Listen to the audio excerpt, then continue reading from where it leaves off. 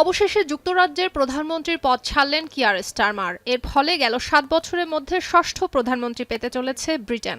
পদত্যাগের ঘোষণার সময় স্টারমার বলেন, পরবর্তী সাধারণ নির্বাচনে লেবার পার্টির নেতৃত্ব দেওয়ার জন্য তিনি উপযুক্ত কি না দলের কাছ থেকে সেই উত্তর শুনে পদত্যাগের সিদ্ধান্ত নেন তিনি।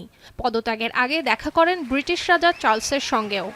The question my party is asking now is whether I am best placed to lead us into the next general election. I have heard the answer of my parliamentary party to that question, and I accept that answer with good grace. Every decision I've taken has been about putting the country I love first.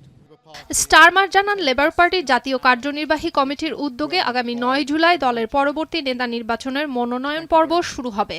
সেপ্টেম্বরে সংসদ ফের শুরুর আগেই একজন নতুন নেতা দায়িত্ব গ্রহণ করবেন বলেও আশাবাদ ব্যক্ত করেন স্টারমার। নতুন নেতা নির্বাচিত হওয়ার প্রক্রিয়া শেষ না হওয়া পর্যন্ত তিনি প্রধানমন্ত্রী হিসেবে দায়িত্ব পালন করবেন। গুঞ্জন রয়েছে, কিয়ার স্টারমারের স্থলাভিষিক্ত হতে পারেন মেকারফিল্ড থেকে সদ্য এমপি নির্বাচিত অ্যান্ডি বার্নহ্যাম।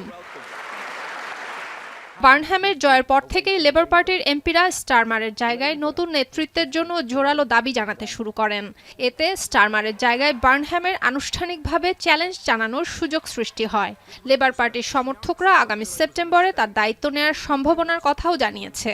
তবে রাজনৈতিক বিশ্লেষকেরা বলছেন, জনমত জরিপে পিছিয়ে পড়লে সরকার গঠনের ক্ষেত্রে অস্থিতিশীলতার ঝুঁকির মুখেও পড়তে পারে লেবার পার্টি।